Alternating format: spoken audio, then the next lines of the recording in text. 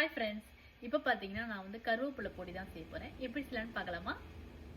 இந்த சூப்பரான கருவேப்பிலை பொடி செய்கிறதுக்கு பார்த்தீங்கன்னா நான் வந்து ஃப்ரெஷ்ஷான கருவேப்பிலையை வந்து நல்லா கழுவி க்ளீன் பண்ணி இந்த மாதிரி நல்லா காய வச்சு வச்சுருக்கேன். இப்போ நம்ம உருவி எடுத்துக்கலாம்.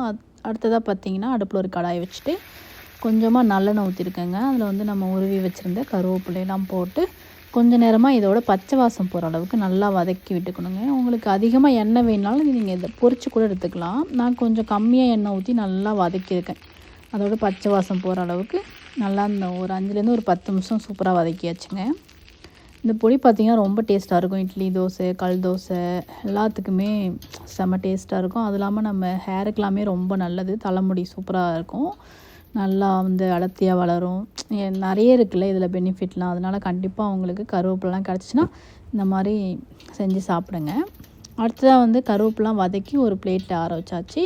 அதுக்கப்புறம் பார்த்திங்கன்னா கொஞ்சமாக எண்ணெய் ஊற்றிட்டு நம்ம காரத்துக்கு ஏற்ற மாதிரி காஞ்ச மிளகாய் போட்டு கொஞ்சம் நேரமாக வறுத்தாச்சு. அதையும் வறுத்து எடுத்து வச்சுக்கலாம். நம்ம எண்ணெய் ஊற்றி வறுத்தோன்னா மிளகாய் வந்து நெடியேறாமல் இருக்கும். அடுத்ததாக வந்து மிக்ஸி ஜாரில் எல்லாமே எடுத்தாச்சு. கொஞ்சமாக உப்பு போட்டு கொரப்பாக அரைச்சிக்கலாங்க.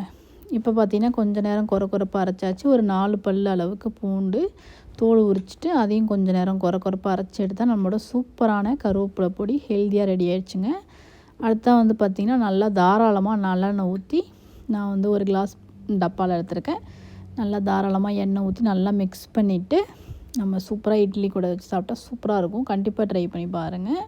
இதை வந்து ஒரு வாரம் ஃப்ரிட்ஜில் வச்சு நல்லா சாப்பிட்லாங்க. ரொம்ப டேஸ்ட்டாக இருக்கும். வெளில வச்சிங்கன்னா கெட்டு போயிடும். ஏன்னா நம்ம பூண்டுலாம் போட்டிருக்கோம்ல, அதனால் ஃப்ரிட்ஜில் வச்சு நல்லா ஒரு வாரம் சாப்பிட்லாம். செம்ம டேஸ்ட்டாக இருக்கும். கண்டிப்பாக ட்ரை பண்ணி பாருங்கள். தயிர் சாதம், அப்புறம் கல் தோசை, நல்லா மெதுன்னு தோசை ஊற்றி சாப்பிட்டா செம்ம டேஸ்ட்டாக இருக்கும். சூப்பராக இருக்குது. நான் இப்போ என்ஜாய் பண்ணி சாப்பிட போகிறேன். கண்டிப்பாக நீங்களும் ட்ரை பண்ணி சாப்பிட்டு என்ஜாய் பண்ணுங்கள். பாய்.